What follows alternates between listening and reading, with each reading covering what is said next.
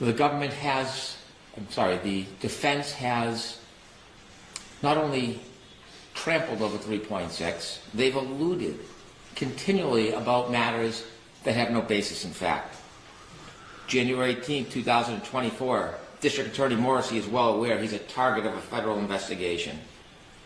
We're aware of today's hearing in Norfolk County Superior Court in the Karen Reed matter. In connection with this matter, at no time has the U.S. Attorney's Office named any person or entity. That was the response by the U.S. Attorney's Office after they implied. Where was that made? Where was the January 18th comment that you just said? Where was that made? That was made by Mr. Yanetti, and I have a clip of it. He also appeared on court TV with Miss Reed. If I may just briefly respond, Judge.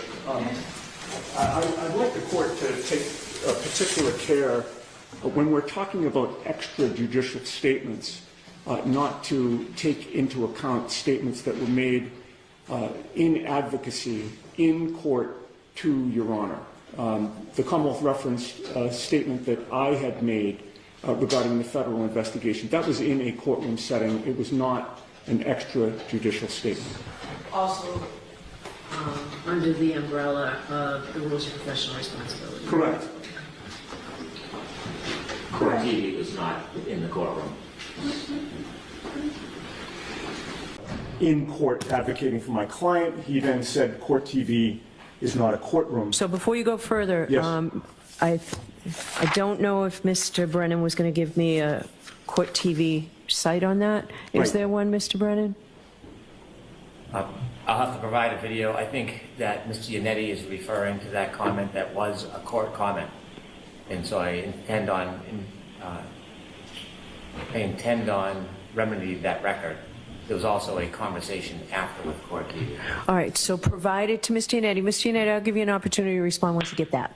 But go ahead, you can tell me what you want to tell me now. Right now it's out in the court of public opinion that I made this extrajudicial statement. I said specifically I did not. He contradicted me, and that's where we left it, and he said that he would produce the receipts. Now he's admitting he does not have the receipts. There was no court TV interview where I said anything of the sort. That was a Zoom hearing, excuse me, where I was arguing before Your Honor. You know, I would just note, Your Honor, you know, I don't think it makes sense that Mr. Brennan would have done this on purpose because it was so easily disprovable. You know, it's troubling that he would make this damaging accusation without properly vetting it to see if it is true before he attacks opposing counsel. So that was disappointing to me. And I would just point out, and again, I only need 30 seconds, that you can take your time, Mr. Yanetti. You're not going to be 35 minutes. Right. I certainly will not be. You know, this new false allegation comes after my colleague, Mr. Alessi, co-counsel, Mr. Alessi, on February 25th, detailed 9 or 10 false statements that Mr. Brennan has made to this court. And I want to make it clear, I don't need an apology from Mr. Brennan. I don't expect one. But I think perhaps he should apologize to the court. He said today, a lie unchecked becomes the truth. And I just would hope, Your Honor, that you hold Mr. Brennan to the same standard that you hold the defense team. And that's it. I certainly do. So, Mr. Brennan, if you do not have a site, then I need you to let us all know that as well. I will. It's convenient to retort that there were 10 lies by the court that Mr. Alessi lined up. In fact, I looked at the transcripts. Some of his suggestions that I didn't read the paperwork properly, which is wrong.